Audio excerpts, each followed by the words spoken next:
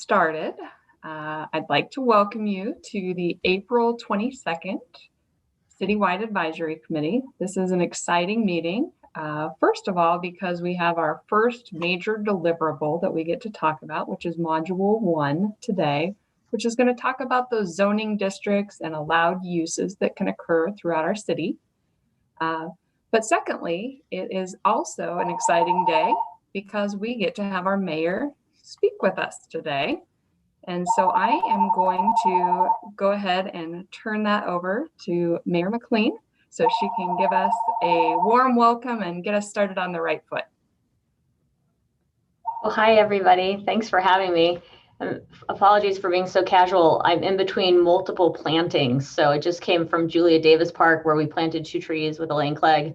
And I'm about to run over to the Chief Eagle Eye Reserve over in the East End to plant some plants with members of the Shoshone-Bannock tribe because it's Earth Day, and biking all over the place to do these things. I really appreciate the work that all of you have put in so far, and anticipate. I want you to know I'm appreciating the anticipation of the hard work that's ahead of you.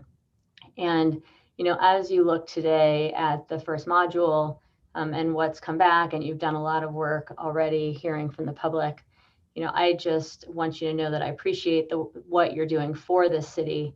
And we look at this as, the impact that you'll leave behind, and the shaping that you'll be doing for Boise for the next 50 plus years.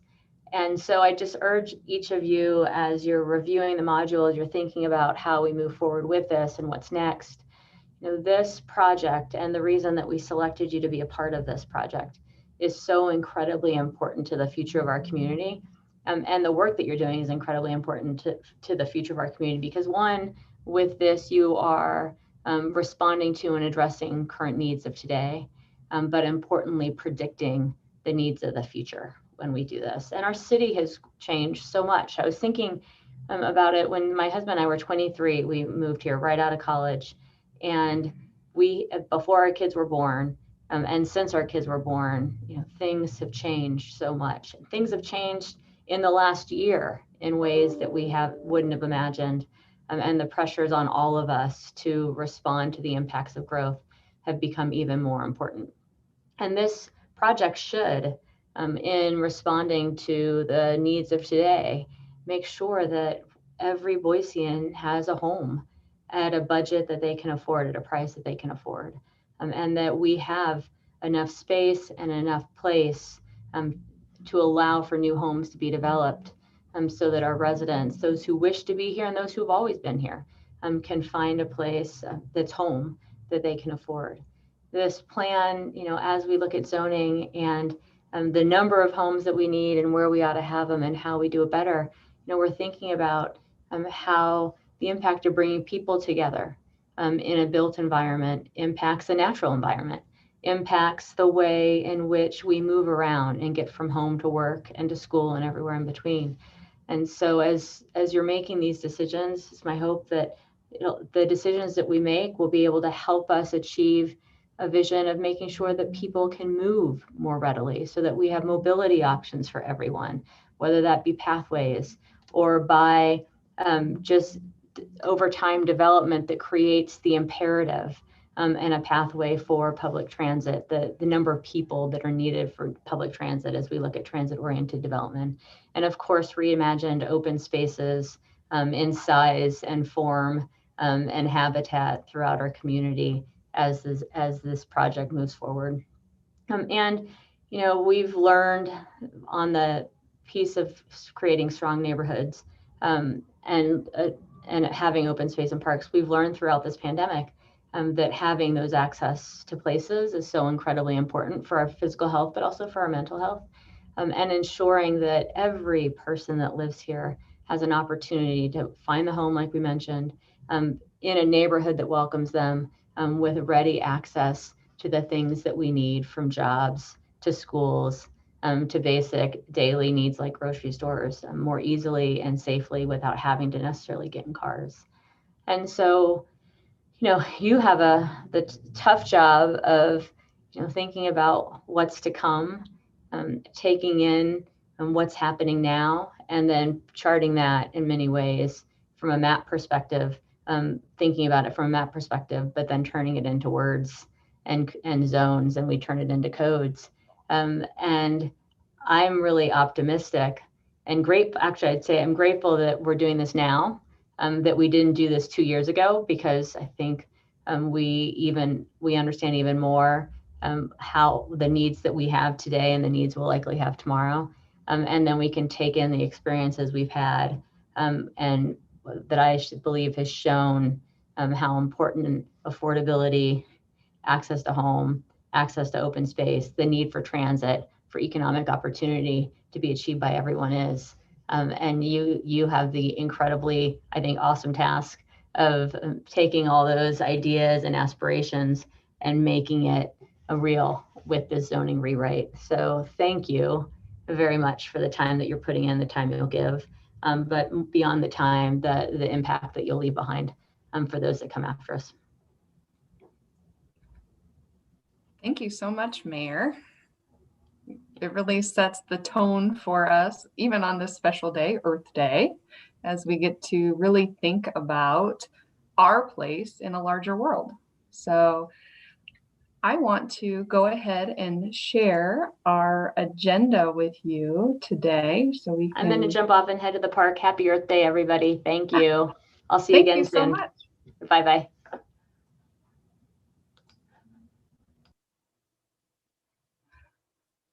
That was fun to hear from our mayor and get us inspired and talk about that larger picture, which is what we do each time when we start our meeting. And it's been a special request that we continue to do this because some of our members feel that it really is important for us to think about the city's vision each time, which is to create a city for everyone, and making sure that we're achieving that mission and those strategic priorities that we are investing in our community to make sure that we continue to thrive and create those healthy and safe places for people, homes for everyone, movement for everyone, a clean city for everyone, opportunity for everyone, and then really that opportunity for everyone to engage as well.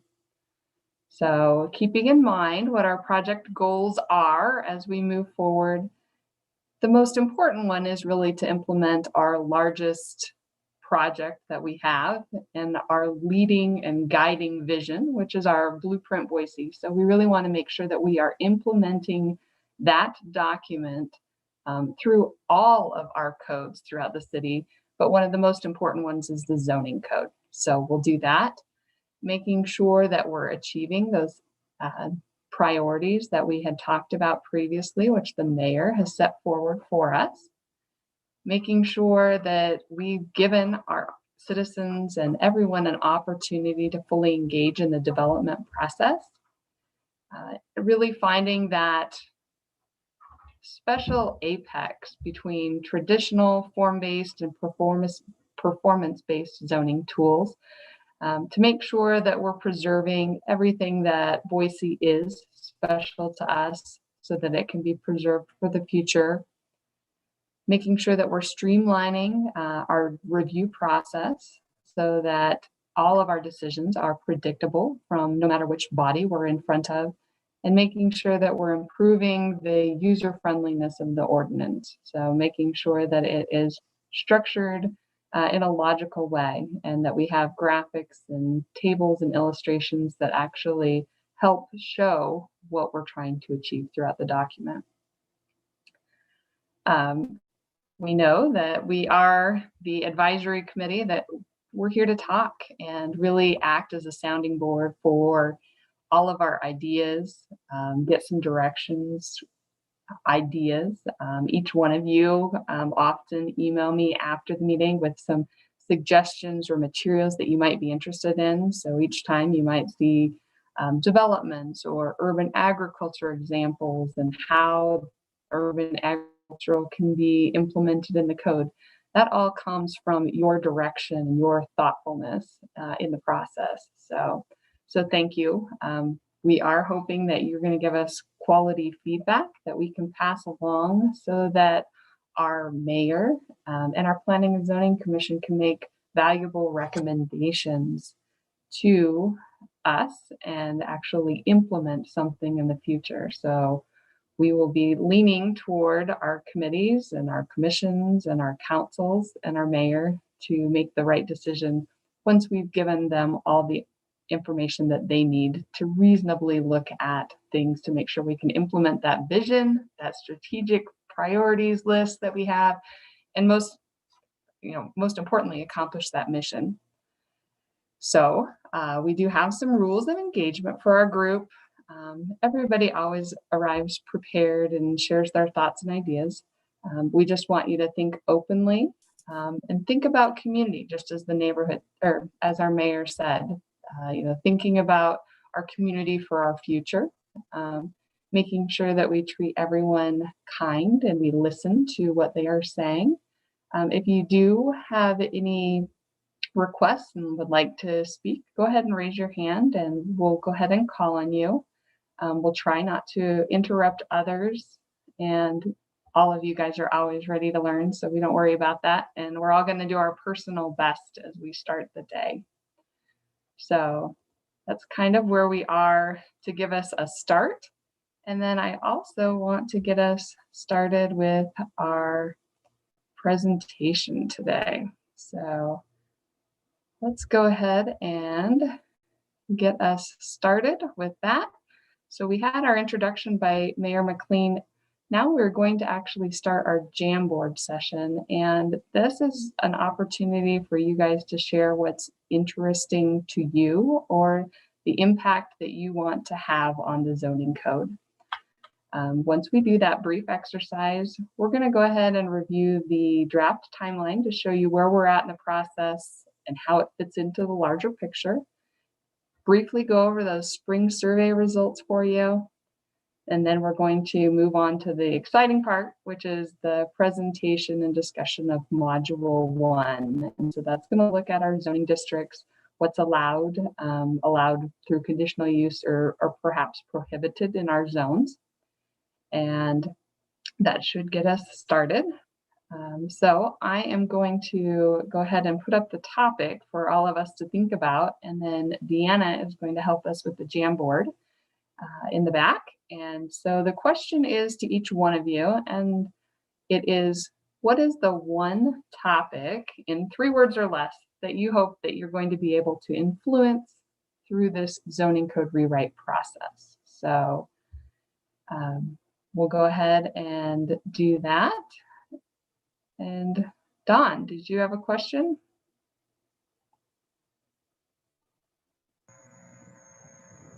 No, I did not. Oh, okay.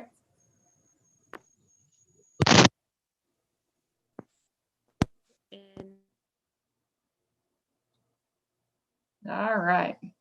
So here we are. We have the topic here. And Deanna, do you want to walk them through?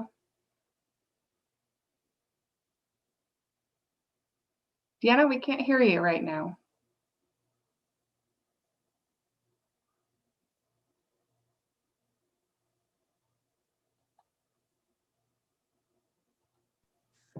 I was muted. That's why you couldn't hear me.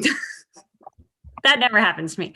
Hi, everyone. I just put the link into the chat, and then I'm going to share my screen so we can start to see folks put in their information. Andrea, but I will, if you could unshare your screen, then I'll be able to share mine. Sure. There you go.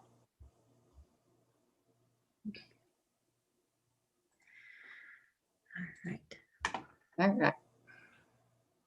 There we go. And I think we've done this a couple times before, but just a reminder that you'll use this button here to grab a sticky note and enter in your thoughts. We're hoping for 3 words or less.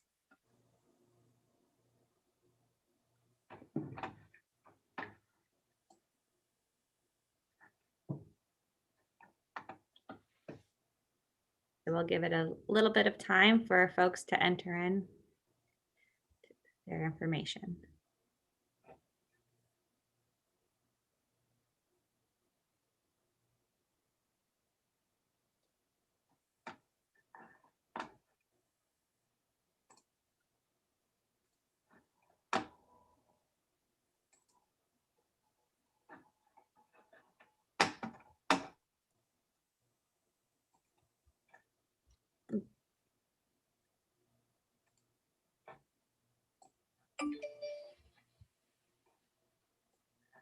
I see this erase.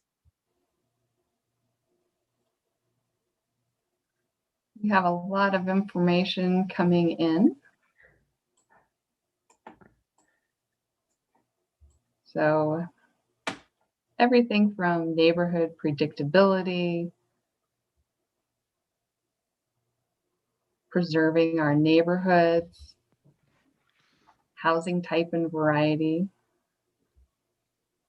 thoughtful quality growth. Where did my sticky go? I think some of them might have got moved around. So if you don't see it anymore, feel free to replace it. Affordable housing and housing type variety. So we've got some going on there. Ooh, sustainability to celebrate our Earth Day.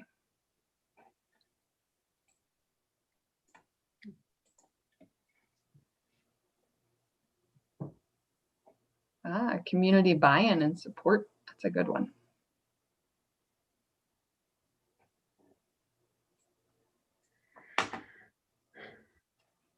And we're going to ask that each one of you claim these as well. And I believe that we have everybody here today with the exception of Chris Vanderstowe, and he is unable to join us today, but he will be providing information. So in the notes that you receive in your minutes, you'll get to hear what Chris is thinking as well. I think Daniel Malarkey is on a river trip. Ah, Oh no, somehow these keep on getting erased.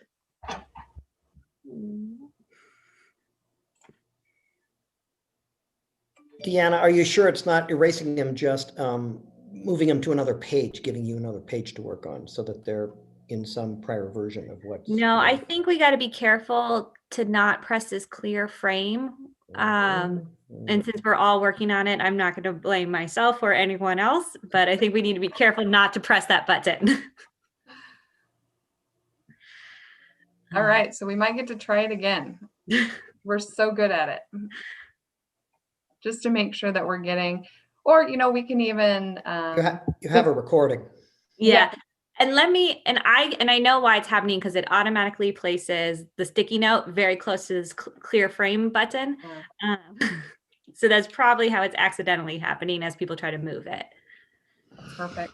Well, we can just go ahead and you can go ahead and type that in, and then I'm going to call on you just so that we have some ownership, and you have the right to change your mind at a later date. So you are not stuck with this particular topic as we move forward. The hope is that as we move forward through our modules, that if we have some competing thoughts, that we can actually go back to you. And because you have a special interest or you have a specialty or knowledge in this area, we're going to be able to bounce those ideas off of you and say, hey, in module 2, people are talking about a reduction in parking. Do we think that supports, your goals of affordable housing or your goals towards sustainability? We can bounce some of those ideas off of you to make sure that we're getting informed decisions. So let's see. Marissa, do you want to get us started? What is important to you and how do you want to influence the process?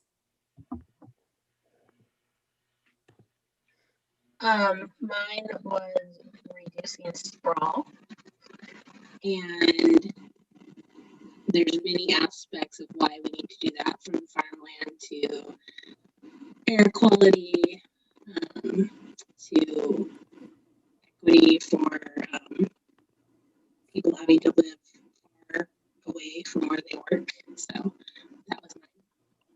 Perfect. Reduce sprawl. All right, Francis, how about you?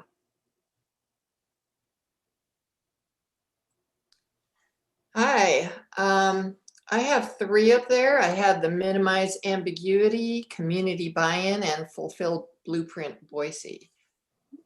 Perfect. And as probably one of the least experienced people on this panel or committee, I think that minimizing ambiguity is probably at the top of my list. Perfect. Thank you so much. All right, Ian, I saw you on there. How about you next? Let's see. I actually had two, and they're kind of competing. One was thoughtful quality growth, and the other one was protecting access to green space. As an architect, and outdoor enthusiast, I think both are really important to me. So I would like to provide, I guess, my experience, working on projects in the city, and for direction on what can be improved. Perfect. Thank you. Brad Nielsen.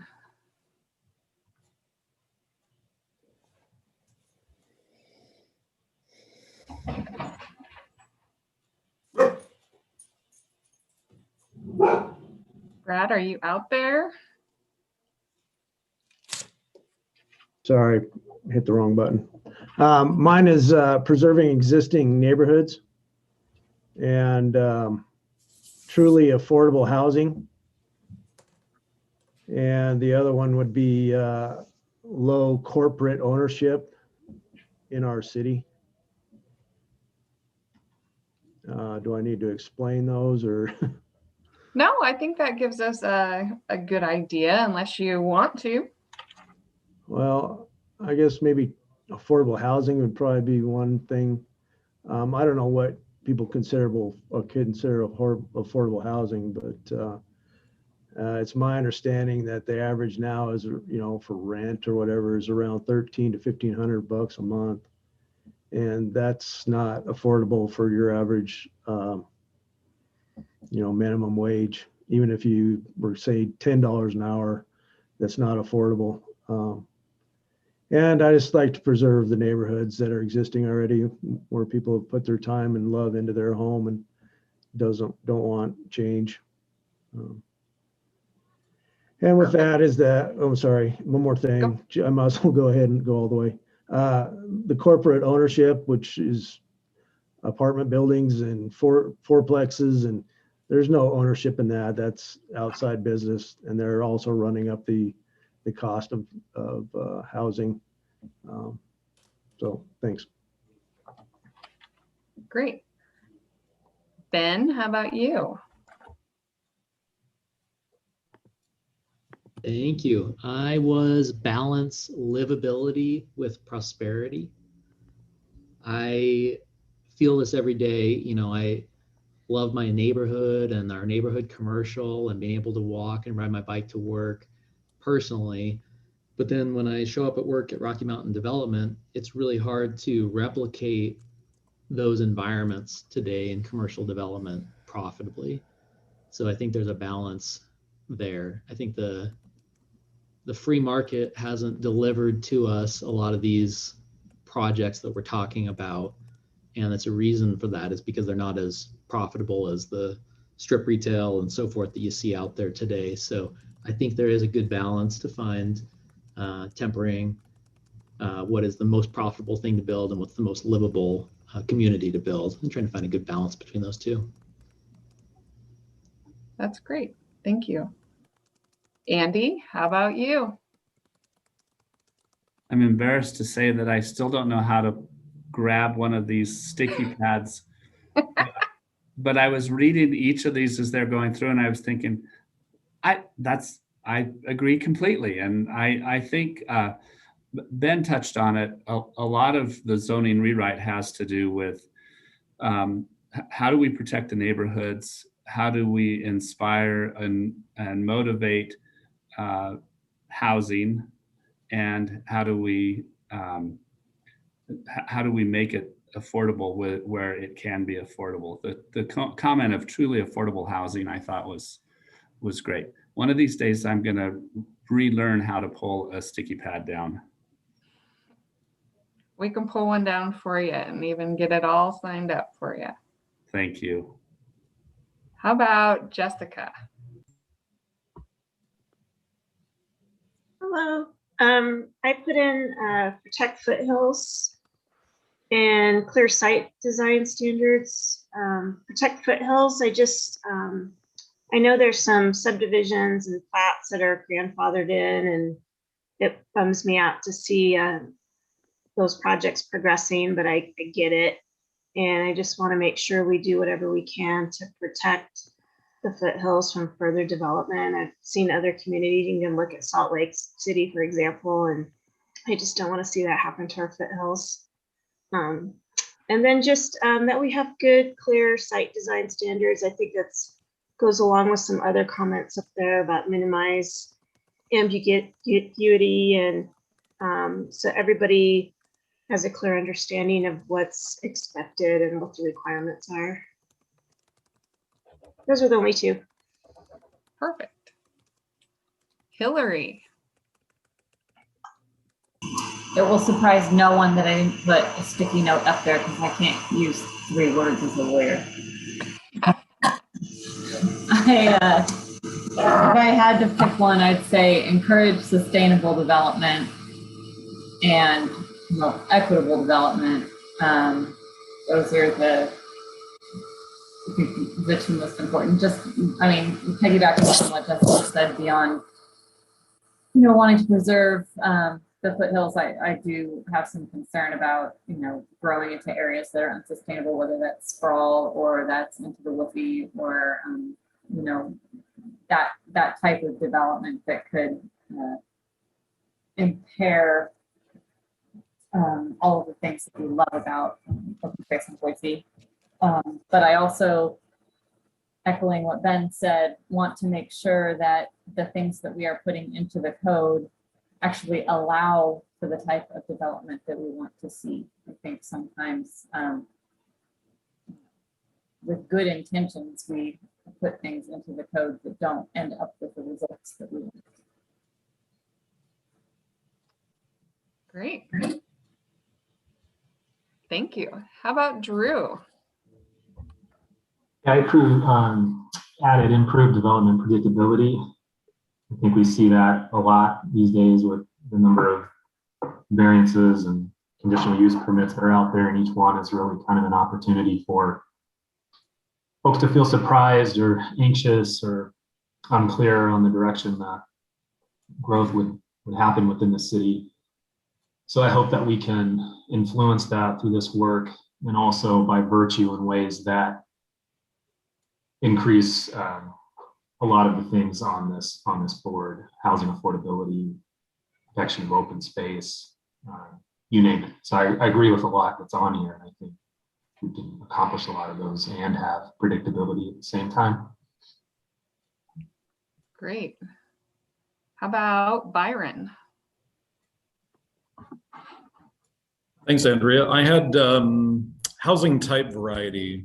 And I think what I mean is like to help improve access to right size housing choices for a variety of people in Boise, and influencing the code rewrite so that it has room for all of the different types of housing that we can build in our city. Great, thank you. How about Kelly? Hello, I had green space in urban neighborhoods, and the increased connectivity, more pedestrian and bike friendly. And so, I'd like to, I don't know, everybody's suggestion was great. As they were coming in, I'm like, oh, I like that one. I wanted to put that one, So, but yeah, those, especially in existing neighborhoods, or, where there's new developments or infill developments in existing neighborhoods, to be able to also include some green space, because there's, sections of the city that there's just not a lot of parks or access to that. So to keep that in mind. And then also, I'm all about being able to walk or bike to, businesses and be able to go about my daily activities. So including things in our code that encourage mixed use, and also, include, bike paths and things that would allow people to be able to, get from one place to another safely. Great, thank you. How about Angie?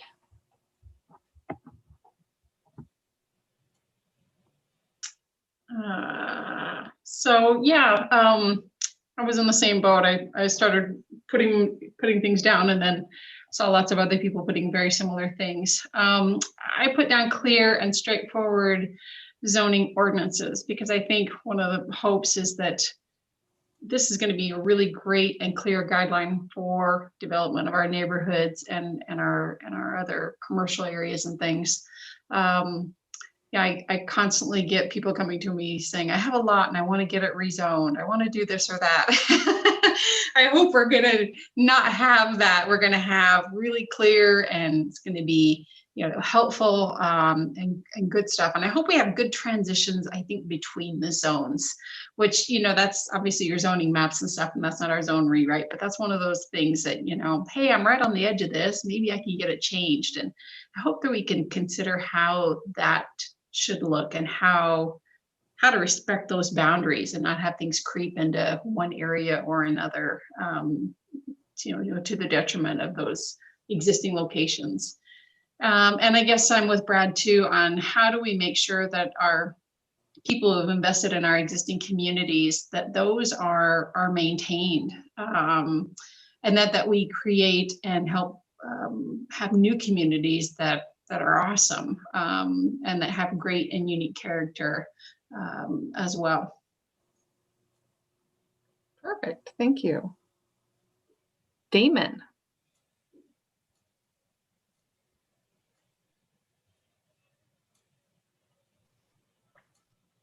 Andrea, this is Wendy. I haven't seen Damon log in yet.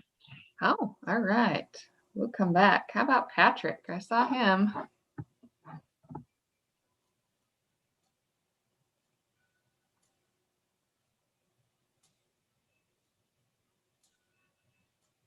Patrick, are you out there? Was muted, thank you. Mine was more homes for everyone. I'm really passionate about kind of that pillar among our goals, that there's a home for everyone in Boise, whether people that have lived here a long time or wish to become our new neighbor. There's many great visions and goals outlined here, but many of them, have a direct trade-off with having more homes for people that want to live in one. So I expect to be a consistent voice to make sure we're always considering that trade-off when we're weighing different good things against each other. Perfect, thank you. Shellen, how about you?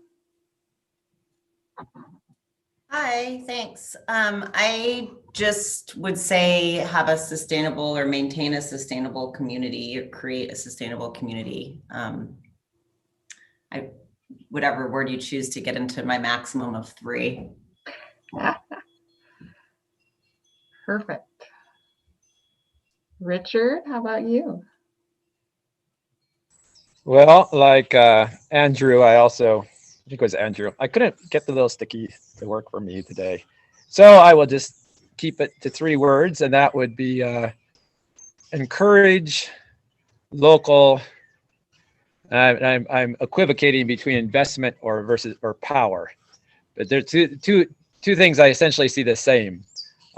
So I believe that local residents tend to know the areas best in terms of the decisions that, in terms of the impact of decisions. But a lot of times in a lot of parts of the city, this really varies across the city, a lot of people don't really feel like they have any voice or have any power over those decisions. So a lot of people don't participate to begin with. So I think we need to start by making sure that we do everything to encourage early and meaningful input from the public in our significant decisions. Thank you. Great, thank you. Esther. Thank you, Andrea. There were 2. One of mine did not meet the 3-word description. Eliminate potential for redlining, and then affordability, housing affordability. And along the lines of housing affordability, I think, we need to look at all diverse options for housing, but as we look at diverse options for housing and more density, we need to be mindful of concrete jungles and climate change, and we need to consider intentional green space as opposed to paving everything over around the areas. So what if we put quality in front of housing affordability? Great, thank you. All right. And Roberta, how about you? Just as my puppy starts to bark. Thanks. I want to repeat a lot of what people have said, that there's a lot of good information on here. My initial gut was sustainability, because that was a big umbrella for me for strategic future balanced communities. Since I went with 3 stickies versus 3 words, my other one was visually appealing, which is hard to define, and I recognize that. But since I was west of Boise proper and viewing all the track housing earlier today, I recognize we need dense housing, but it just was not visually appealing. So how we could make sure that our form meets our function. And the third one I had was to support increased transit. One, to help reduce car use for the climate impacts that we have, to help have affordable options for transportation for people. And when I think about transit, I know that we're looking a lot at the State Street corridor, but I think I would like to see affordable housing beyond the transit corridors. And most importantly, when I bring up increased transit, if you, I had a period of disability for a while where I was not able to drive, bike, or walk. So if you have to get somewhere in this city, if you don't have someone who could drive you, our current transit doesn't support it. So I think that's really important to be a city for everyone. This is great. So I think from this exercise, it's really good to understand that, you know, even though you select one that's really important to you, oftentimes it's tied to another. So when we talk about affordable housing, we want to make sure that everybody enjoys amenities or open space, especially in our urban areas, making sure that we are growing properly and reducing that sprawl so that we can afford our infrastructure, making sure that we have everything that's clear and concise so that it's understandable to each and every person, making sure that we have everything that all of the standards that we need to protect our river or our foothills, those type of things that are important to us. So I'm going to ask each one of you to kind of put on that lens as you go through module 1 today with us. And then if you go through it again, put that lens on and make sure,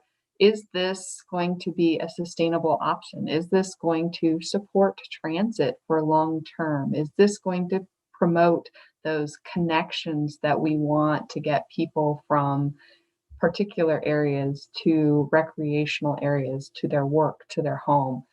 Do we get the homes that we are needing based on our growth? Those types of things. So I think this is all really, really helpful for us to talk about and understand that they all kind of tie together, and it's a careful stitch that puts it all together into that little urban quilt that we have. So thank you, and then know that I'll be calling on you or maybe reaching out in the future too, because I know that you have a special interest or you want to have this special influence as we move forward. I think this is really helpful. Thank you guys so much. When we head back to our presentation, we do get to take a little short break. And then when we get back, we're going to go over our public survey results. And so that you guys all know what we heard most prominently. Hopefully you've had a chance to read that. And then if you have any questions, we can answer that as well. But we'll go ahead and take a very quick break. So it's 3:41 now. So if we could be back at 3:46, that would be great.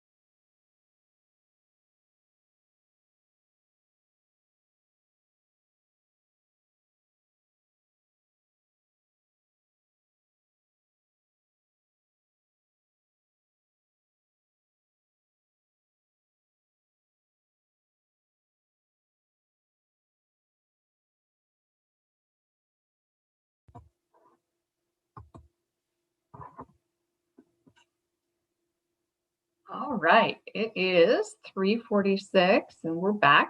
Felt really nice to get a big stretch in there before our last session.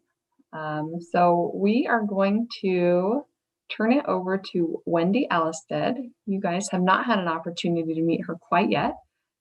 She is operating in the background and helping us on a day-to-day basis. And she kind of took the lead on the survey. And so she's going to present that information to you and hopefully be able to answer any questions that you might have as part of that. Excellent. Good afternoon, everyone. So as Andrea mentioned, my name is Wendy Allistead, and I feel very passionately about the public input process during this project. So over the course of the past few months, I've been doing a lot of things in the background to make sure that we are hearing from our public and giving them every opportunity to engage with us. As you can see, based on the timeline, we are going into our next big public input phase. The month of May, we are going to be switching gears and doing a lot of public outreach around Module 1. Before we jump into that, I want to take a few minutes, and it will only be a few minutes, to talk about the survey results we got from this spring. The survey that we ran back in November and December, we heard quite a bit of input, both from yourselves as well as from the rest of the city, that the survey was a bit more complex than most people could handle or were comfortable responding on. So as you know, the survey that we ran during the month of March was significantly shorter.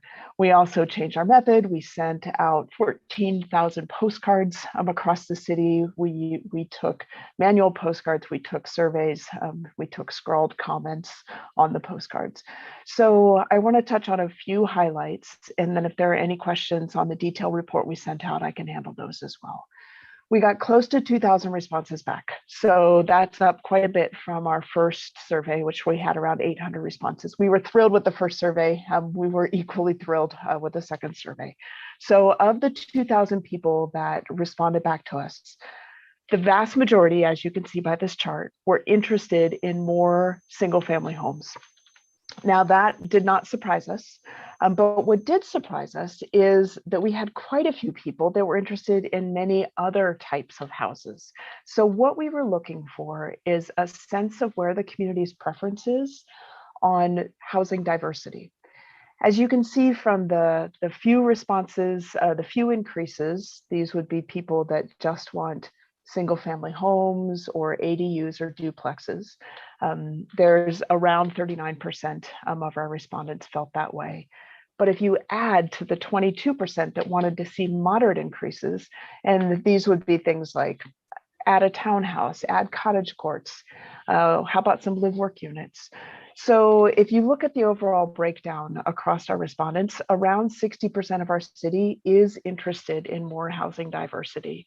That is few to moderate, so more progressive change rather than dramatic change. However, we still had 40% of our respondents that were interested in significant or major changes in housing variety.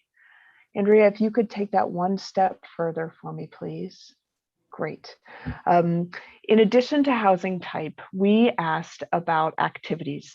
So we asked people to specify which type of activities that they would like to see in their neighborhoods on a busy street or downtown. We gave them 3 options, and we gave them multiple different types of activities to choose from.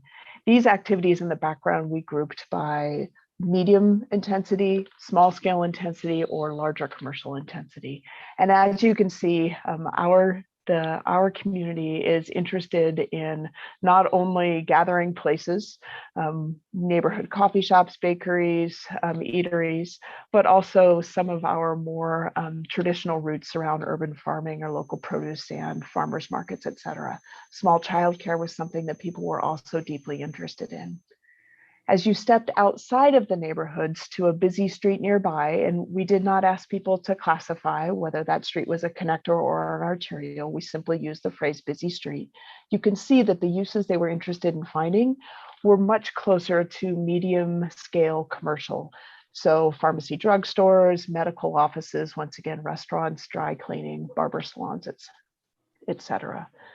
So the interesting thing for us about this survey response, and there's quite a bit more detail in the report, is that our community is interested in services much more closely to where they live than we thought they were.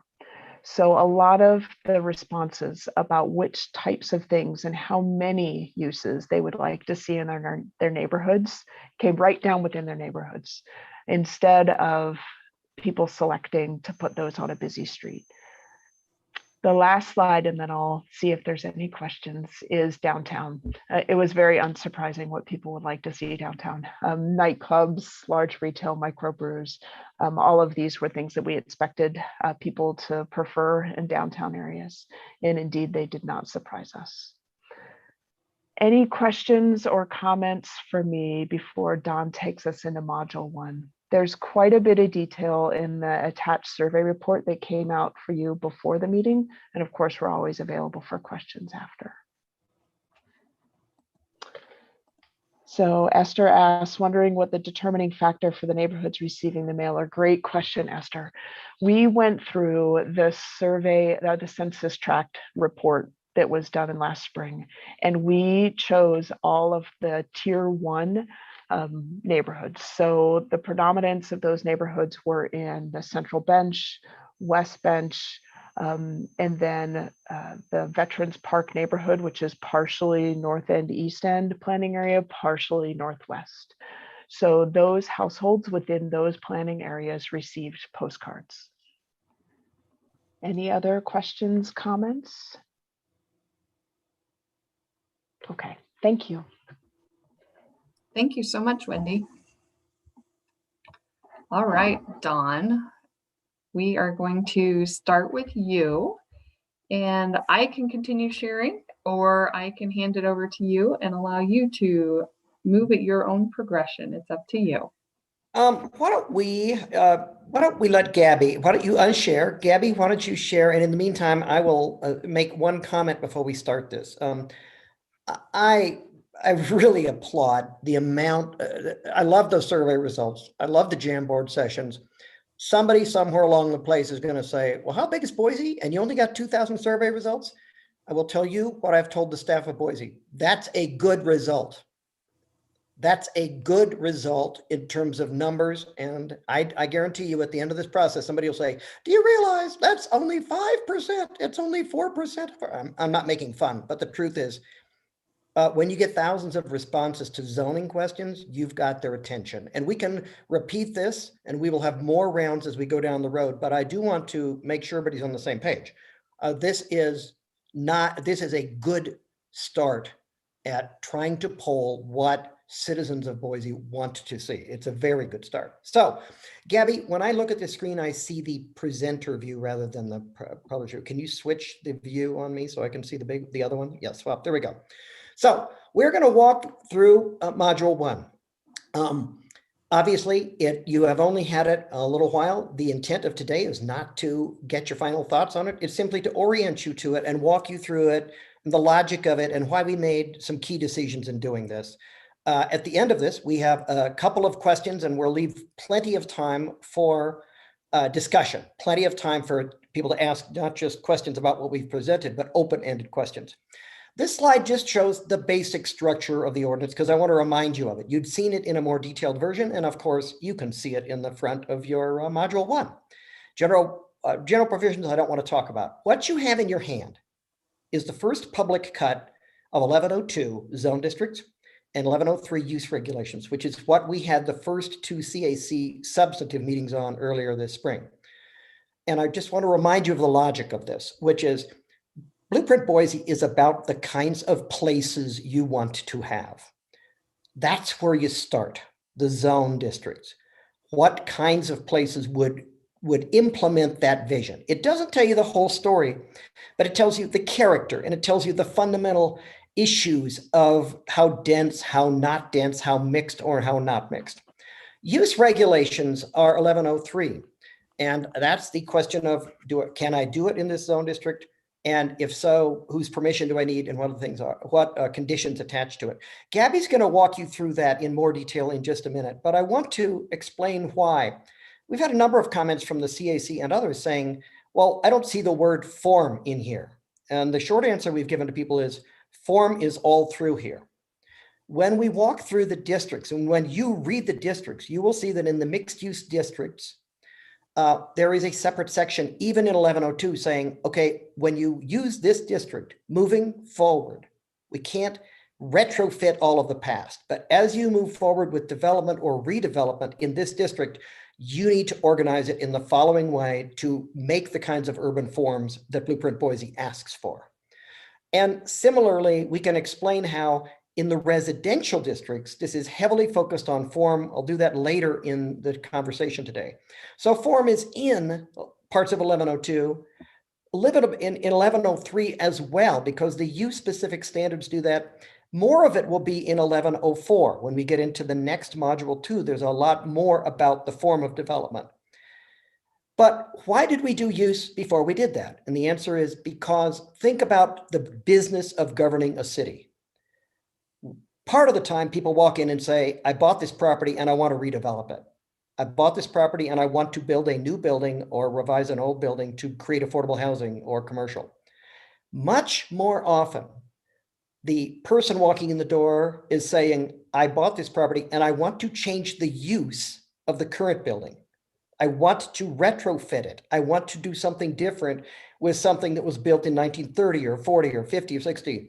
And if you focus only on form, you're missing this because they're not changing the form of the building. The building is what the building is. They didn't buy it to tear it down. They didn't buy it to expand it. They bought it to put it to a new use, which is what healthy cities do over time. So you need to address this because very often, I would venture to say a majority of the time, people come in and file an application with the city. It is not to build a new building, which would trigger, okay, then you've got some building form standards you've got to deal with. The majority of the time is, I want to do X. And the answer to their question is yes, no, or maybe subject to these provisions. And so mixed use, affordable housing, all the values you've just talked about, predictability, come to roost, yes, in the form and development design standards. They come to roost much more often in, can I do it?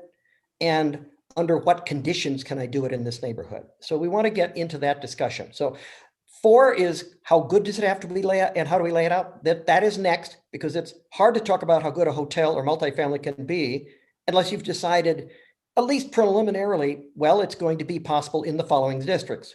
That you got to decide that, or at least have a proposal on the table before you can talk about landscaping. How much landscaping is needed? Well, kind of depends on where it is. How much parking is needed? Well, kind of depends on where we're going to allow it. And then 5, administration and procedures, is the one we tackle last because the more we can settle predictability in, can I do it, under what conditions, how good is good enough for Boise, how inclusive, how well designed, what forms, the more we can get a good consensus on that, the more we can say, if those are the rules and those are the incentives, how efficient and predictable could we make the approval process? Do we need more neighborhood meetings up front? Do we need fewer hearings down the road in order to reduce unpredictability? Do we need a different group making this decision? Do we need just crisper approval criteria? That's why this process is laid out in this role, and you have in front of you now the foundation and the first floor of a building that is going to be built on top of that, including use and development standards. Now, you'll see 1107 is approved special district plans. I'll talk about that in a minute. Excuse me, specific district plans. Those are not changing. They are deals that have been cut for specific areas of the city. No one has asked us to tweak them, to mess with them. And so we're not, but most people don't need to read that. Most of the questions that come up for the public are not in 1107. They're in the rest of them, especially as you redevelop. 1107 is about relatively new neighborhoods. We can talk about that, but that's why it's at the end, because it's at the end now. If we put it in the middle of this flow from 11, 2, 3, 4, 5, it kind of distracts from the answers you're trying to find. Whereas if you live in those areas, the Barber Valley, other places, you can look in 1107, and that's a deal that the city made that answers those questions. So Gabby, next slide.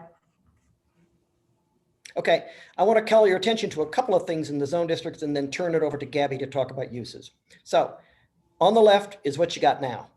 In the middle is what we presented in March in terms of the zone district menu. There have been changes. I'd like to call your attention to two of them.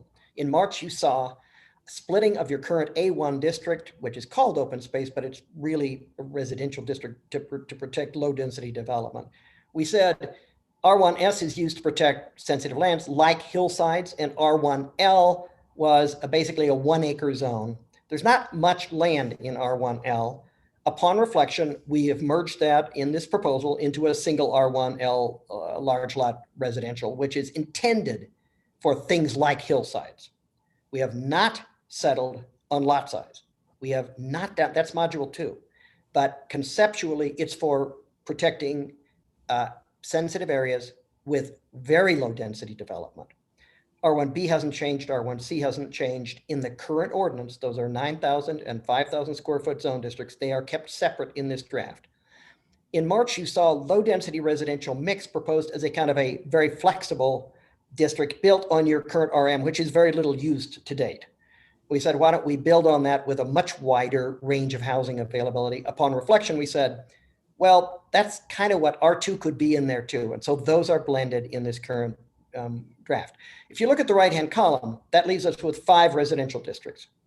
There has been continuing discussion with staff to say, couldn't we do even more? Could we collapse these even more to allow more types of housing variety in different parts of the city? And that's still ongoing. Some cities that go through this process to try to do what you're doing in terms of housing variety, but protecting neighborhoods, character, wind up with 3 or 4 districts.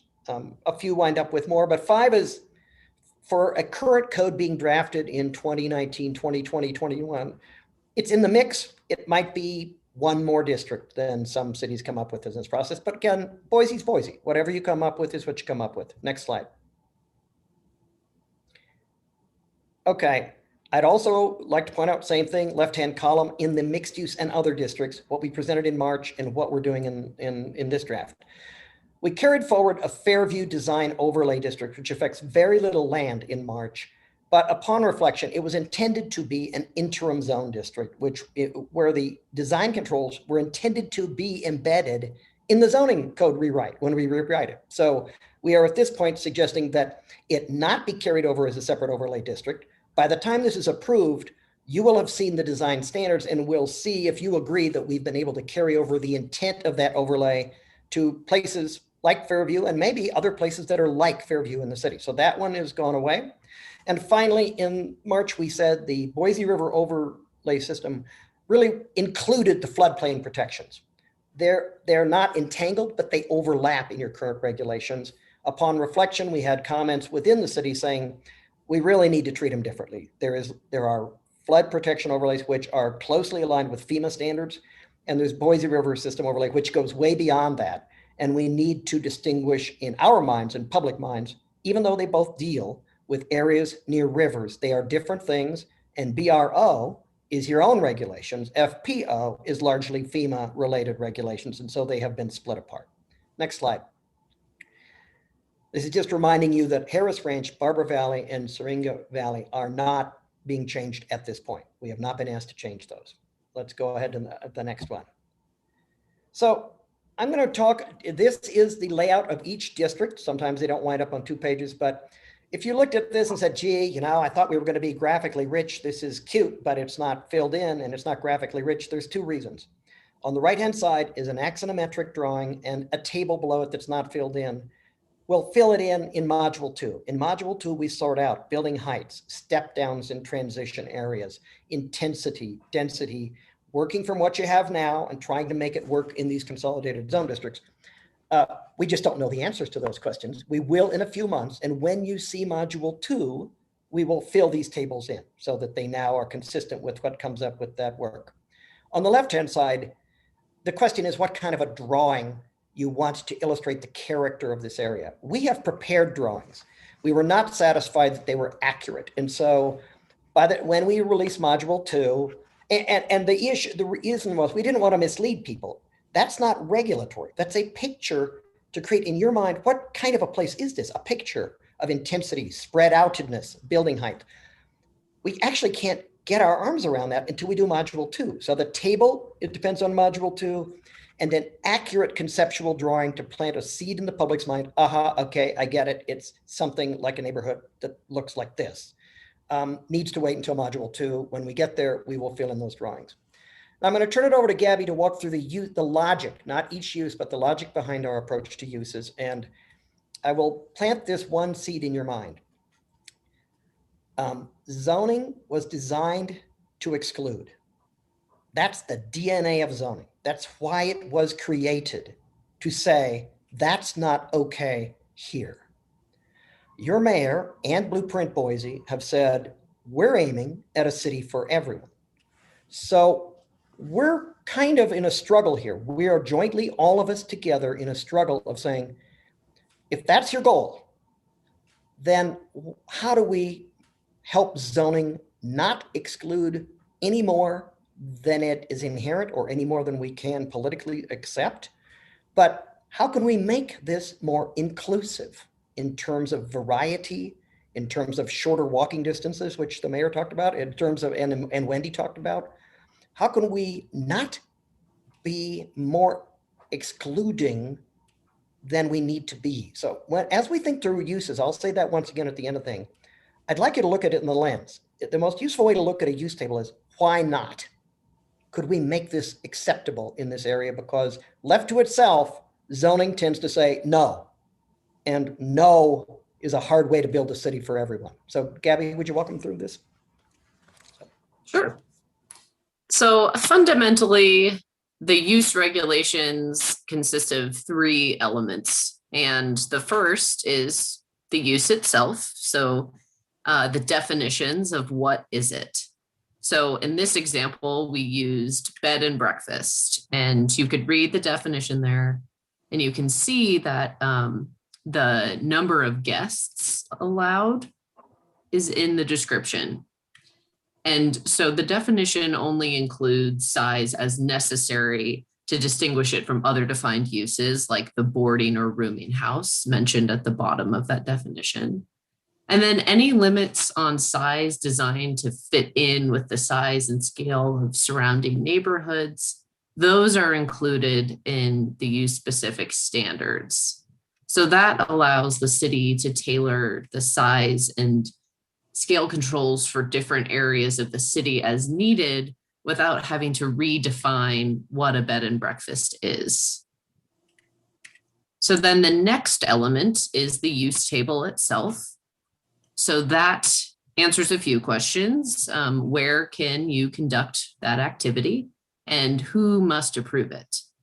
So an allowed use doesn't require a public hearing or an approval by one of the boards, but it has to comply with any use specific standard and all other zoning regulations. So it's still going to go through some sort of process. It just won't be as significant of a process as, say, a conditional use.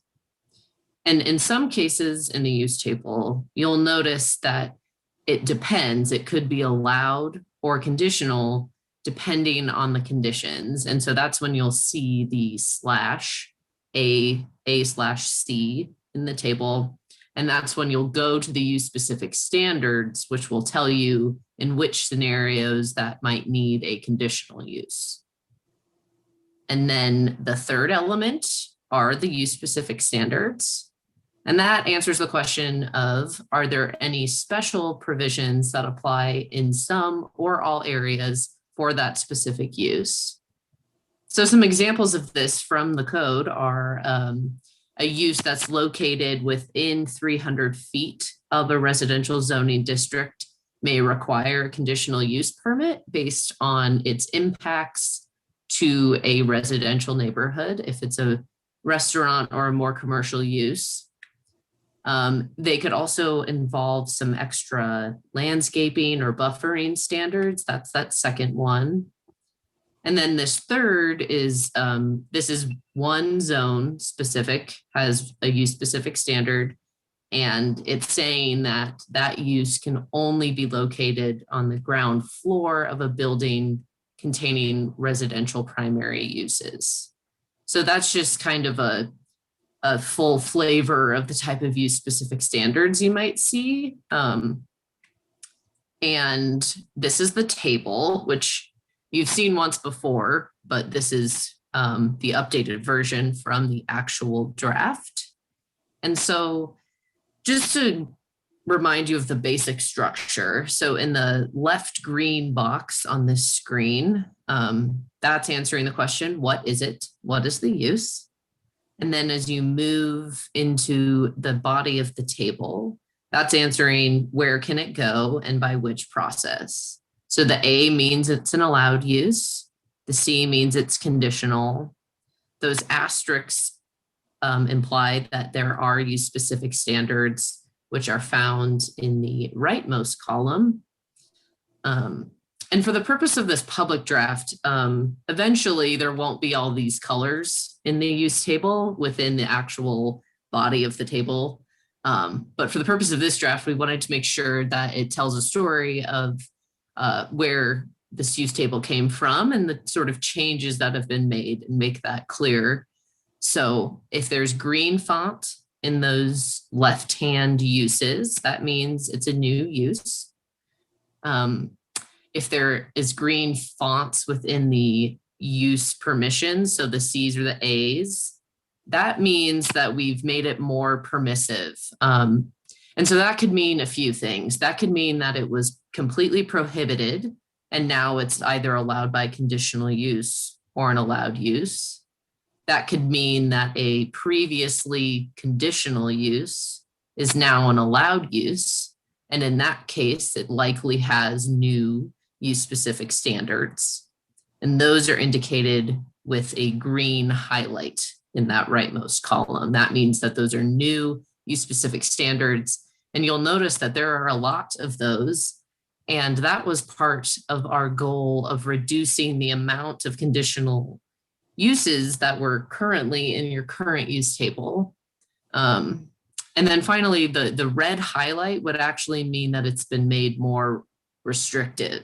So maybe it was allowed by conditional use in one of the zoning districts. And, we actually thought about it and said, that might not be appropriate there. So now it's prohibited. And the same where if it was allowed by right, maybe we thought, it should be allowed by conditional use with use specific standards instead. So then finally, the use specific standards themselves. So those follow the table of allowed uses, and they're organized to follow the same order that the use table follows. So those orange bars in the use table, that's the categories of the use specific standards to make it very clear and user friendly. Like I said, we added a lot of new use specific standards to reduce conditional use permits.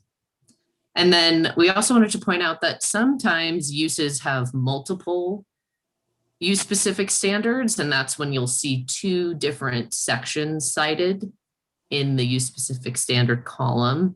And that's things like temporary and accessory uses, where all temporary uses have basic standards that they have to follow regardless of the nature of the activity. But then based on the nature of the activity, they might have additional standards. So those are the columns that have two. That's why those are there. And then finally, a big part of this, like we said, is the definitions. So every use in the use table has a definition. And then we also included other definitions that are relevant to the Module 1 content. So this section will continue to get longer and longer as we do more of the modules. But for now, all of the terms there are only relevant to the content in this draft. So it's mostly use related. And if there's not a footnote that indicates that it's new or revised, then that definition exists in your current code. There were no changes if it is not footnoted. And yeah, that's it for the uses. So I'll pass it back to Dawn, see if you want to add anything to those, and then open it up for discussion. Sure. Let's go back one slide if you would. Yep. Or actually, I just want to, great job, Gabby. I just want to emphasize, I think some people may be saying, especially if you're not a zoning geek, why did they do this? I now have to look at a table and then I have to click on a hyperlink if it's the right-hand column. And I also have to read the definition. And the answer is because it's more robust, because it stands the test of time. Because when somebody comes up and says, you shouldn't allow this here, it's really, well, do we need to say it's not permitted here? Or should we instead say, it's fine to have it here, but the conditions, you're right, we're allowing them too big. They should be smaller, or they shouldn't be allowed within 300 feet of a residential district. It's a condition. What is wrong here? Do we need to say no? Or do we have to have a condition that says that use is actually fine in that zone district, but there's some adjacency problems or impact problems we need to address to the USS for the use specific standards? Or is the issue, we really do need to revise the definition. We need to define it in a different way. By allowing those three things to be done, you can avoid the proliferation of kind of micromanaged uses that is in your current code and in most older codes. And remember, the more you micromanage uses, the more you are opening opportunities to say, no, not here. And that's an issue. So that is something we would like to avoid. So let's go on with that. We have two questions. One will take longer than the other, but let's do this one first. Wait a minute. Before we do this, though, let me just ask Andrea, Deanna, Wendy, do you want to weigh in and correct anything I've said before we go to discussion? No, I think we're doing really well. I do want to give us a reminder. We have about 30 minutes for our final two questions. And I want to make sure that we know that we have two panelists, guests from the public, that may want to use that last 10 minutes to talk with us. Okay, so I will say one more thing. We do the question here. I'm sorry. Thank you. We won't fall behind schedule here. The red and green highlighting that Gabby explained very well is because we have collapsed both the columns and the rows of this table. We could have written every single change to every single use to every single zone district, and it would drive you crazy. 2/3 or 3/4 of every page would be footnotes. We encourage you when you review this to look at it and say, do I agree or disagree that this use should be allowed in this district under those conditions? It's a much more productive use of your time than to trace the breadcrumbs back to each individual name of an obsolete use in each individual use district which no longer exists because it's been consolidated into another one. You can do it. I'm sure it can be done. And if you want to do it, go ahead. But a more productive use of time is to say, if I disagree with the districts, I can say that. Even if I do agree with this district, if I agree with the districts, do I disagree with the allowance of it here under these conditions and that definition? That's a much more productive use of time. So here's the first question, and it's about the structure, not the content, but the 7 chapters and why we did it. It sounds like Roberta would like to talk. Yes, thanks. You just went over quickly on what we need to look at. I'm sure that we're not going to get it all in here in the next less than an hour. So I was wondering how, whether if it's you or Andrew that will structure the survey as to how we could respond. Will it be section by section so we could address those questions that you just presented? I'll be happy to answer it, but Andrea or Wendy or Deanna, do you want to take the lead on answering that question? Do you have a different plan that I may have? Oh, we will go ahead and send you a follow-up survey, just like we've done for other ones that allow you to provide additional comments above and beyond what you can provide today. If you just note on there which section you might be referring to, that'll give us a good start, a page number, just some type of indicator of, hey, on page 27, you allowed drive-through restaurants. I don't think that might be appropriate on our major transit corridors. So just go ahead and give us a little note, but we'll make sure that we give you plenty of space. And then as always, you don't need to stick to the survey. We'd love you to get as much information that way. But if you come up with a thought that's later, go ahead and provide us that comment later. It's okay. Just go ahead and email it, and I'll make sure that the entire group receives that response. Okay, great. Thank you. I would say from my perspective that that answers the survey question. All of you are welcome to send the draft back with just sticky notes on it. Excuse me, with PDF sticky notes on it, or comment boxes on it, or scrawled, and it can be scanned. The survey will be very helpful, but I want to be very clear. The door is open. If you want to send a 49-page email about everything that's wrong, go ahead and do it. If you'd like to put sticky notes on it to do it, that's great. If you want to just mark it up and say no on this, or yes on this, or something, any way you do it is fine. And even though we will be moving on to draft module 2 because we have to, and we understand that we may need to change it if a comment's coming back from you saying, you know what, we are going to change module 1. We understand that, but you can't perfect each module before you move on. This is the foundation we're going to be built on. If you don't comment now because you think it's fine, and 2 months from now, somebody raises a question and you say, that's a very good point, I want to weigh in on that, and say, upon reflection, that's not fine, the door will still be open. The door never shuts until City Council votes on this stuff. So earlier is better. Any way you want to do it is fine with us because we'll read them all. But I want to be clear. It's not as if you got to talk today. It's not as if you have to talk within a month.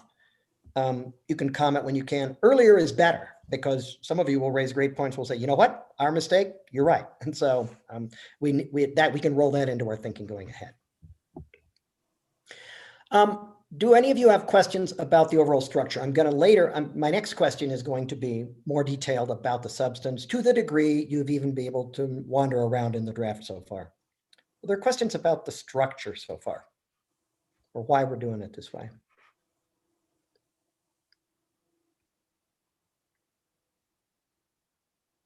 Then in the interest of time, let's go to the next one. And Byron has a comment. Yep. Really quick question, Don. Just in comparison with other city codes that you've worked on, is this fairly boilerplate, or is this Boise specific in this overall structure? The overall structure is most newer codes organize themselves into 5 or 6 or 7 or 8 chapters. It's very the structure is very common. Within the structure, the content varies completely based on what the community wants to do. The difference thing here is your specific plan districts at the end. Those are like macro planned unit developments, and you codify them. A lot of places would just call them PUDs and not put them in the code and say, if you live there, go call planning and see what the content of your PUD is. You've codified them. I think people expect that to be codified. So that is unique to Boise that we often don't see in a code. The rest of it, we have offered different structures to different communities over time. I would say almost all of them opt for some version of this that is very similar to this. And in all honesty, I've had a couple of them that didn't come back later and say, you were right, we should have done it that way. So, all right. So if you've had a chance to get into here, into the code, do you have initial comments on the substance, the districts themselves, the things that we changed based on comments we got earlier in terms of districts and consolidations, or your preliminary look at the use table or use specific standards or definitions? Enough said. So let's do this. And from anybody who wants to speak, but I will say this, in each one of these committee meetings, some people don't speak much. So I'd like to make sure we leave room for those who do not often comment to get their hand up and comment too. So go ahead.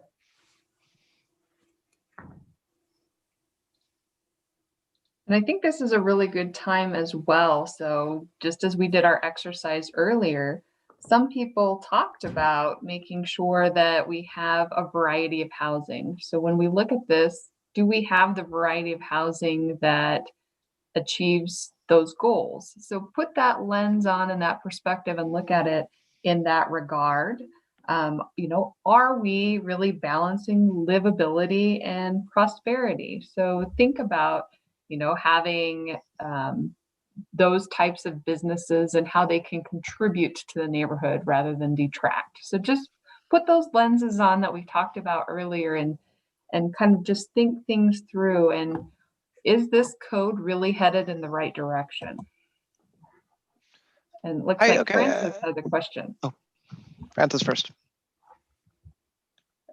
Francis says, can you discuss chapter 1102 PUD definition? I may not understand it. It seems vague. And the footnote 79 seems to infer that open space should be preserved, but the amenities waived section seems to encourage affordable housing. I'm going to read it right. I'm reading it right now. Yeah, let's, if you guys have it, you can open it up. Otherwise, I will summarize it for those of you who may be calling it, or the public or others who not sure. The PUD is listed in 110204 as a special purpose zoning district. You currently handle this as a vehicle. A PUD is currently handled as kind of development flexibility. And what we've said in our commentary is, most codes that people that review these try to update their codes to implement a plan, try not to do everything through a PUD. They leave it for larger and more complex projects that deviate significantly from underlying zoning district standards. So, for example, in many communities, Barber Valley would be a PUD. That's the kind of negotiated, complicated, large-scale thing that's going to happen over time that city council needs to cut a one-off deal on. Most places would say, save it for really complicated infill projects and for larger complex projects. The things that we understand are currently approved through the PUD process are often handled through design alternative process. For example, when we get into the module 2 and module 3, we will talk to you about it in these types of meetings as we propose things, but most communities want to say, listen, there is leeway in that we want predictable standards for parking. We want predictable standards for heights and step downs and for landscaping. But we also want to define what types of adjustments to those standards are possible without going through a public hearing, because that's a logical thing to do with landscaping, given that there's an easement running through the property and you can't put any trees or improvements there. That's a logical change to the fence height requirement, given that the neighbor is much higher land or lower land than what you have. So we have not drafted that.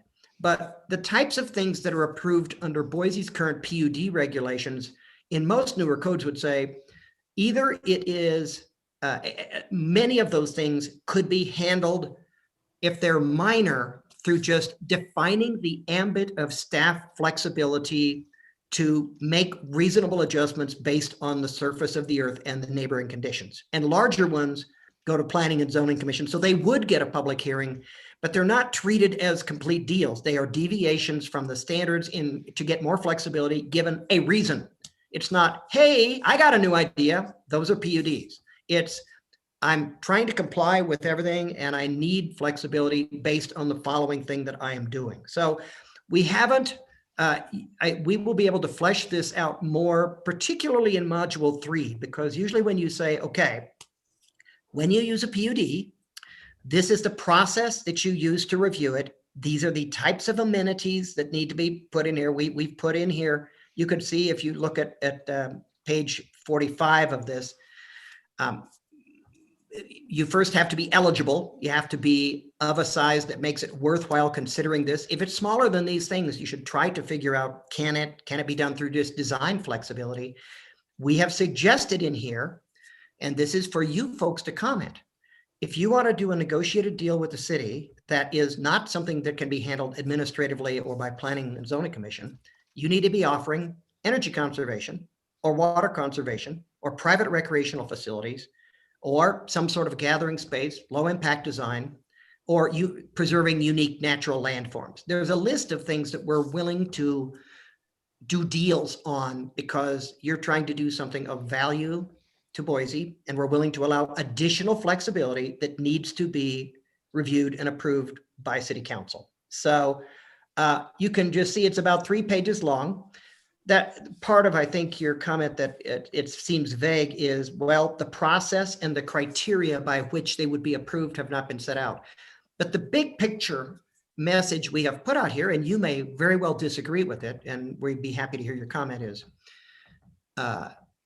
you're overusing this tool. There are many ways to adjust to allow creativity and variety that could be more efficient and don't require the process you're using now, which is very much like a conditional use process for moderate amounts of design flexibility.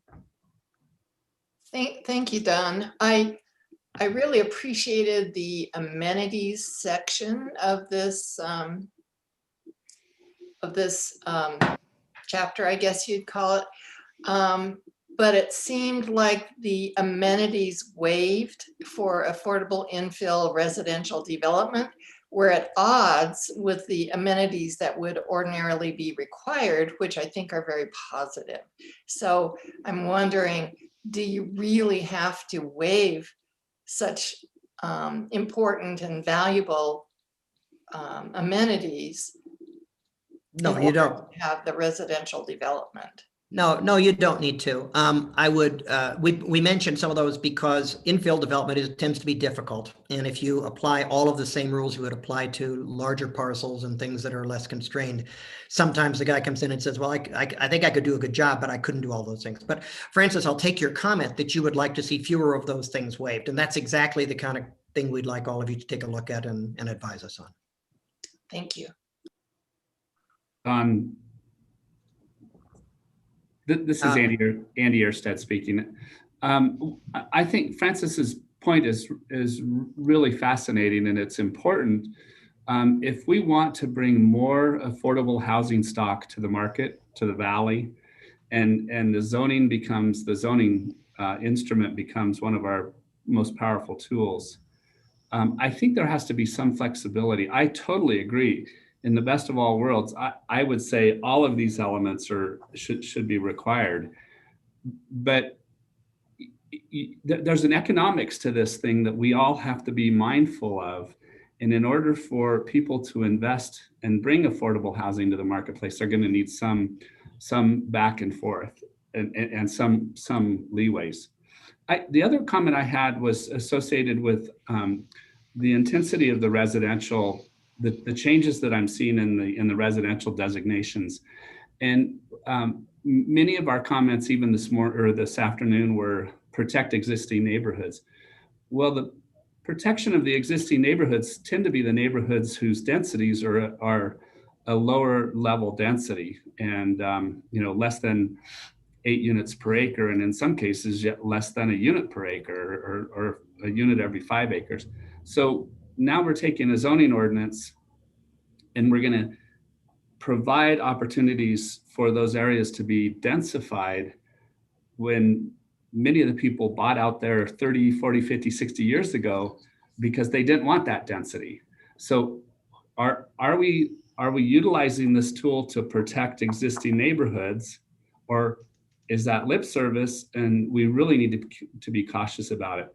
It's not an easy task. So I'd love your thoughts. I think this is such an important topic. I'd like to respond to it, notwithstanding we have 4 hands raised at least. Maybe there's some more that I haven't seen. And we only have about 10 or 15 minutes before we need to open this up for public comment by our observers. So I'm going to try to say this quickly. Good. That's an excellent point.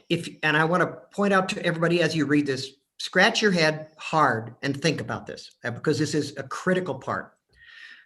Blueprint Boise says, we are going to have varieties of housing, and I think the words are in all areas of the city. And the mayor has said, our focus is to make a city for everyone. What is in this draft is, first of all, we have not done intensities. We haven't done units per acre. That is, we know what they are today, but we have not made those decisions. They're coming up in module 2. Is it 8 to the acre? Is it 5 to the acre? Is it a bigger minimum lot size? Is it a smaller? That's for module 2. But what we have said in those lines is that some new types of housing, duplex, triplex, fourplex, would be allowed in new districts.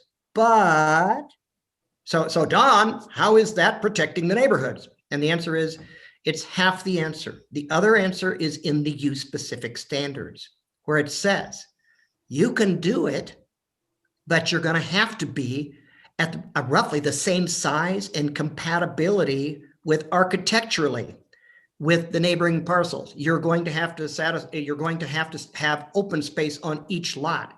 You're going to have things that make this structure fit in. So the short answer to your question, and I expected there to be very robust conversation about this, is the draft in front of you says we are trying to protect the scale and character of those neighborhoods by requiring new developments to be of a similar nature, size, with open space, not overcrowded. If you got 4 units, you might have to put 4 parking spaces. Well, I can't do 4 parking spaces. Well, then you can't do 4 units. So the point is there are many things that constrain it, but the proposal is that it is not the use that is prohibited. It is the structure needs to be fitting in with the form, and that is the lead on the preservation, and that the uses and the ability to create housing units would be expanded. So that is the on the page for comment compromise on that issue. Andrea, do you want to add anything to it? But I realize I don't want to take too much time. We have a lot of hands raised. No, I think that's a good start, and we can always elaborate at a later time as well. So I think for our lineup as we move forward, let's do Richard Llewellyn, Byron Falwell, followed by Drew Alexander, Patrick Spouts, and then Brad Nielsen. And then we'll see if anybody else has anything as well. So Richard, go ahead and take it away. Yeah, thank you. So to go back to Francis's point a little bit and some others that were mentioned earlier, I think it's very problematic to tie affordability waivers to essentially quality of life negotiations. So in this PUD, how I read this is, and my fear is that in many parts of Boise where these affordability thresholds are already essentially at market rate, this will essentially channel and drive the kinds of developments that are able to kind of skip over the amenities, skip over the quality of life issues without costing the developer anything, because essentially already meeting the affordability mandates with building market rate. And so what that will do is kind of further entrench and channelize the geographic disparities that we have in the city regarding quality of life. You know, a lot of us don't live near the foothills. A lot of us don't live near the river. And so it's really in those areas where the affordability mandates will be most readily met without any additional cost to the developer, where we most need those amenities, where we most need gathering spaces and open space, et cetera. So I have real problems with the long-term consequences of that. Thank you. That is a very thoughtful comment. Thank you, Richard. And just to follow up, Marissa has made a comment in the chat as well, noting that just because it's affordable housing, individuals that live there deserve a really nice place to live as well. They often have children that deserve somewhere to play and live in a quality environment. So that is heard again. So Drew, why don't you go ahead? Yeah, thanks. I think overall the structure format looked great. It's a lot to process, but it's good. I think it's user friendly, and I look forward to diving in more detail. My only question is that I know that we kind of have these placeholders built for the various zones and the requirements tables. I'm curious if there's room on some of the higher intensity zones as you get up to R3 mixed use to include density minimums into the conversation as well. I see that density maximums is a pretty prevalent term that we have here, but I see that element oftentimes in even smaller cities where they're not growing at nearly the pace that Boise is. But that's my main comment. And I think I see the clause that's there for the single family detached, because I was at least initially kind of alarmed with the approved throughout each and every zone essentially, but I see the clause there. So thanks for adding that specification. So the short answer to your question is yes. Minimum densities will be on the table when we do module 2. It makes sense. Yeah. Thanks. All right, Patrick. I like most of what I see here. I think it's a great start to our process. I'm looking forward to the details and the numbers in module 2. The one zoning designation specific that I want to mention is limited food and drink in some of the other lower density R zones. There are certain things in Boise, including the recently reopened and, as far as I know, beloved Roosevelt Market, at least allowing that as a conditional possibility. Those are sometimes quite beloved. So I would like to posit potentially bringing that into the conversation and expanding the limited food and drink options into more areas. Thanks. Brad, I think you're up. Okay, I just wanted to say I agree with Andrew what he was saying. My concern was this consolidation of zoning might leave some of the more protected areas vulnerable. And also, I'd like to say I agree with Richard, even though I would like for him to dumb it down a little bit so my brain doesn't fry every time I try to understand what he's saying. But, and also, I know it's probably not popular, but I just don't understand why we are accommodating everybody that comes across the state line. Why do we have to destroy our town just to accommodate people that want to move here? If nobody's noticed, there's mass exodus of all these inclusive cities. You know, people are leaving all these towns that were built for everybody. So I don't want Boise to be one of those places. We got to think to the future, not just be, you know, reactive to what's going on right now. Thank you. Thank you, Brad. Andrea, I'd like to, since we have a couple of minutes and everybody was very concise, can I make one more comment before we get to our opening up for other things? Absolutely. And I would like to address Brad as well, just briefly. So Brad, you know, when you talk about, you know, you don't have to accommodate everyone. So that's part of the zoning code. So, you know, if you think that we need higher quality standards, that's where you can do those use specific standards and guidelines, requirements for them to achieve those high standards that we're looking for. So if you're looking for quality design or those types of things, we can certainly integrate that. So put that lens on as you review things to make sure that we are getting high quality development.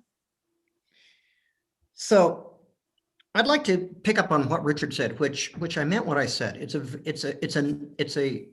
It's a very important thing for people to think about in two different ways. Several people, including Richard, I think, and others have said, you know, just because you need to be in affordable housing doesn't mean you need to be in a second-rate neighborhood. That's one important thing. Is this really where we want to waive amenities? Remember that PUDs are not the main vehicle for doing affordable housing. If we do our job, the base zoning district will allow more affordable units and more varied units. And you'll see those details as we go forward. But PUDs are an escape hatch. You use it when the other stuff doesn't work. Your code ought to work 90% of the time. Your code ought to work 95% of the time. You can build in incentives and relaxations, if you want to call them.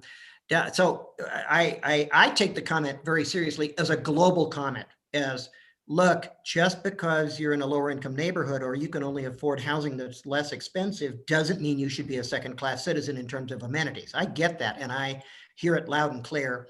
I just want everybody to understand PUDs are not the major vehicle for, well, that's not how we're going to slay this dragon. That is not the way you do affordable housing. It is the escape hatch for the truly unique things that you want to get approval for, even though you hadn't thought about them before, and they will contribute to what you want to do. Now, the second way in which Richard's question is very important is this. Those of you in the development community and in the neighborhoods, please think as you review this draft, how will the market respond to this? Because there is an ongoing debate in many cities about this. Okay, so we are neutrally opening up flexibility for example, you to do 2 or 3 units in a building that looks and quacks like a single family house, if you had a lot big enough that you could handle the parking and the landscaping and the open space that you need to do for 3 units. How will the market respond to that? will it, and I'm just going to throw this out, no one knows the answer to this. There are a lot of people who think they know the answer to this, but no one really knows because we haven't got enough evidence in what the market does so far when cities around the country start doing this.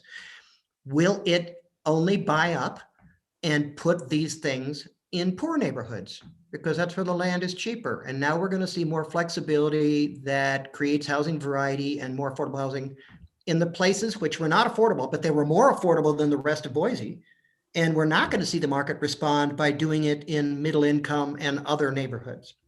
That's an unintended consequence that could happen. And some people will tell you they're sure it's going to happen.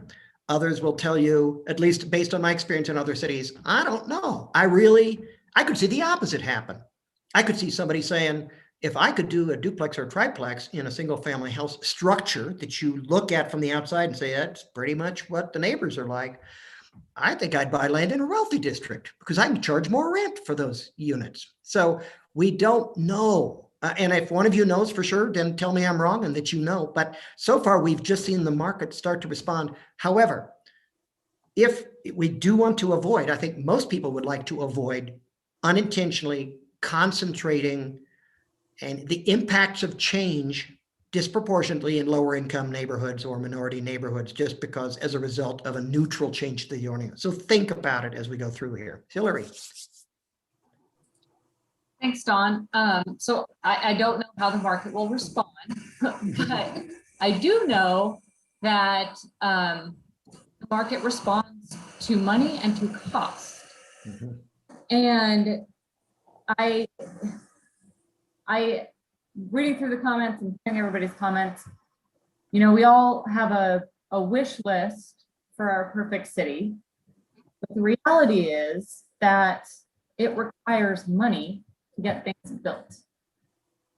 And that means all things, whether it's the neighborhood grocery store or single family homes on large estate lots or high density apartments and anything in between. They all require money. And there is cost attendant with that is something that we can't control. It's not land cost, right now it's labor cost. But there are a lot of other costs of the development of things. The zoning code is not going to change economics or market forces out to change capitalism. And unfortunately, I am, as I said in my little post-it note thing earlier, what I am concerned about is trying to infuse so much into our zoning code that we create those unintended consequences that don't get us anywhere close to the type of inclusion, equity, growth that we want to see.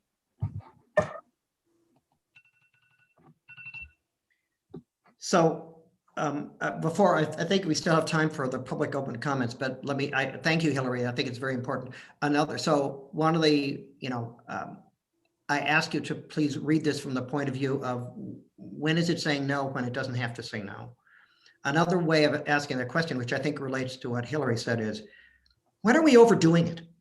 When are the use-specific standards too detailed, too complicated, that upon reflection, the words sound good, but how important are those words if they result in developers saying, nah, no, I don't think so. Not if I got to do that too. So, it's easy to read what's there.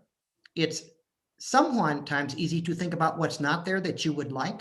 It's much harder to think about what's there that doesn't need to be there. What could be erased to make life simpler, to make the market responses to these more predictable without compromising the quality of this or its impacts on the neighborhood. So we try to do that at Clarion. We don't try to make stuff up that's just to sound good on words, because every one of those is a potential barrier. It's a trade-off. It does some good and it costs some money. So please do look at it, and please give us your advice. I don't think you need all of these conditions to get what you're trying to get here in Boise or to get Blueprint Boise implemented. So, all right, Andrea, back to you. Shellen had one She had a question, but wasn't quite sure how to raise her hand. So I'm going to be her advocate. Shellen, do you want to take it? Well, sure. I guess I was trying to, sorry for not being able to do it. My screen's being weird, but I don't know that we need to belabor it. I just, I think I look at it from a developer's perspective, as you mentioned, Dawn, and these things cost money. And if we want affordability, truly affordable units, you have to have supply. You can't not have a supply of housing and expect it to be affordable. And if you create, I am all for open space. I want a park. My affordable housing developments have a park. But you need to understand the cost to a developer when you take away land to create open space or take away land to create other amenities. And the cost to the developer keeps them from paying their mortgage, their permanent debt service. They cannot pay their permanent debt service if they have affordable rentals or they're selling at a below market rent. It's economics. And I mean, it's a hard place to get to. I just want people to remember everything has a cost. Zoning is not a plate. I mean, you can't compete with capitalism, I guess, to Hillary's point. That's all I wanted to say. All right, thank you. I mean, these are all really, really good comments and things that we have to consider. And I think we heard early on, we heard balance of growth, balance of livability, balance of sustainability.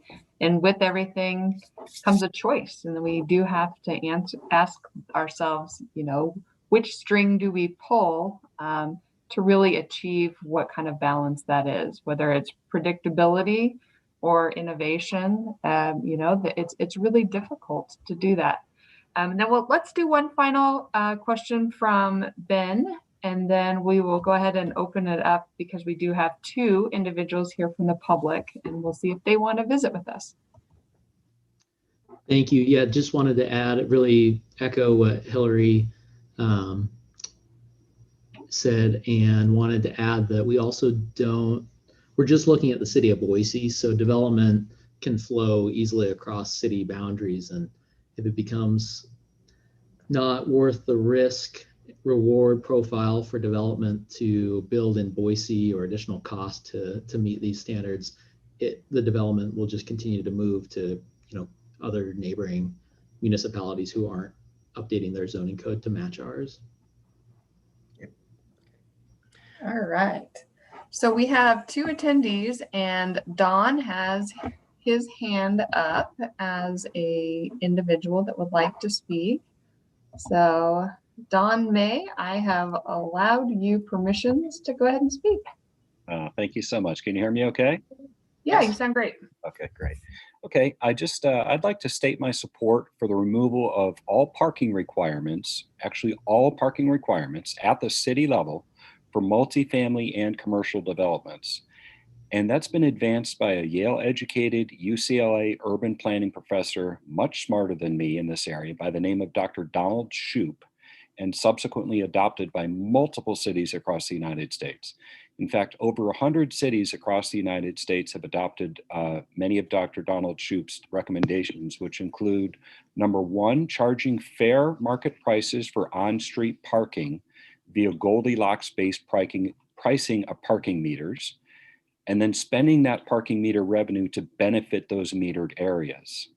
That's number two. And number three is, of course, removing off-street parking requirements.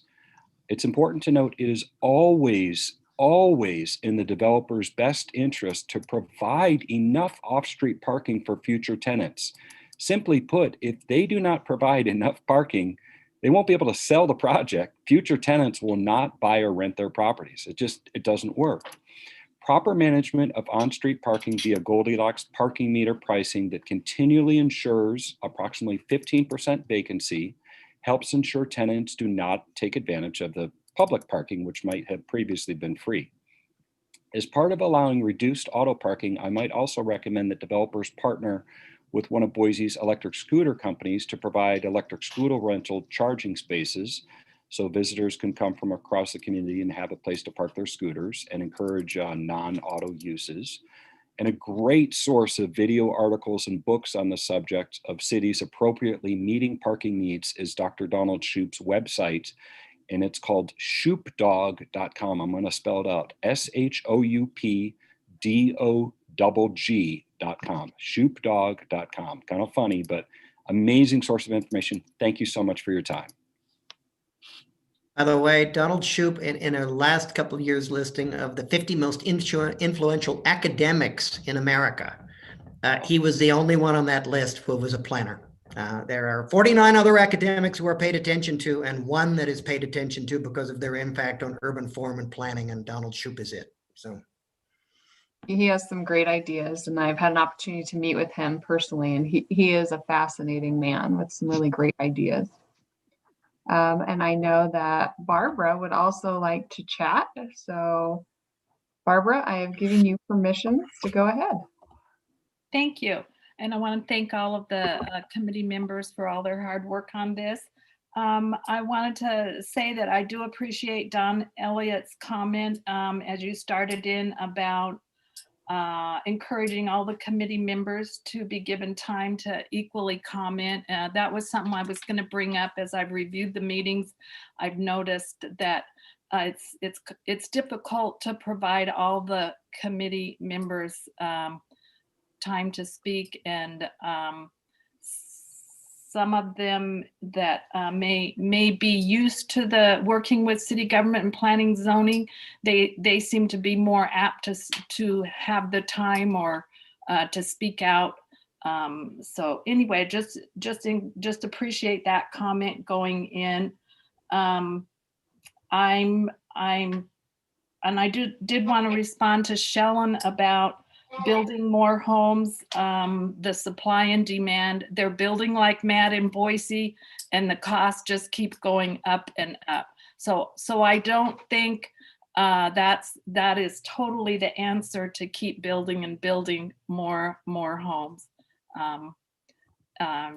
I'm just watching because I want to make sure that, as somebody said, that are there just going to be lip service, or are established neighborhoods going to be protected?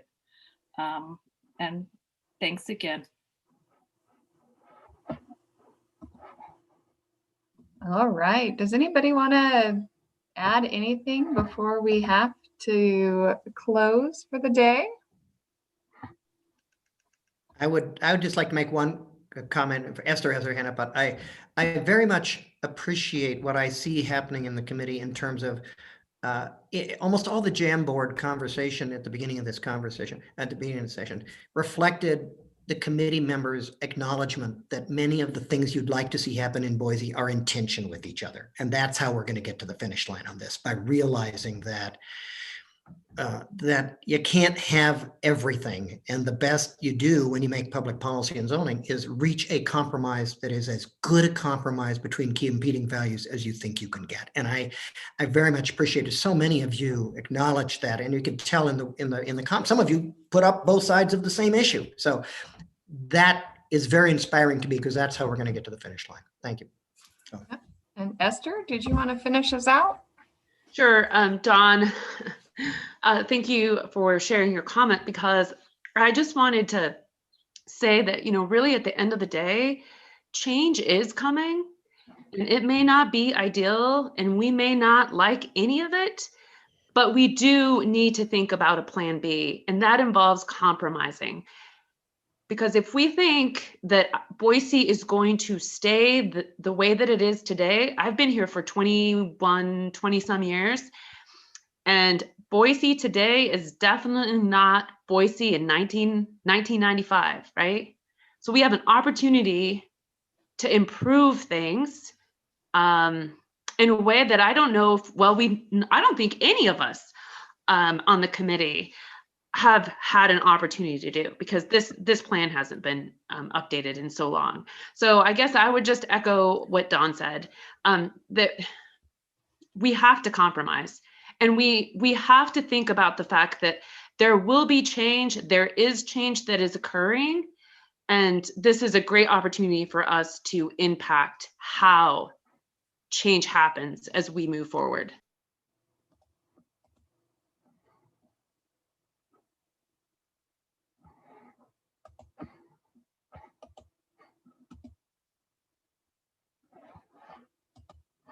All right, Andrea, you want to say the final word? Or are we done? No, I think this was an excellent discussion. I know that some people are verbal. I know some people do better written or one-on-one. So, you know, if you are more comfortable doing one or another, that's fine. Just make sure that you do provide us with the comments so that we can make sure that everybody is heard on the committee and we can make a valuable recommendation to our leaders and say, hey, we understand that there's compromises, and here's how we best believe that we can achieve those compromises. So, well, thank you guys. It's beautiful out, so go enjoy the day. No. Don't go enjoy the day. Read the module. Read it. No, it's like, please, you need to read it, guys. Thanks a lot. Bye. Thanks, everybody. Thank you.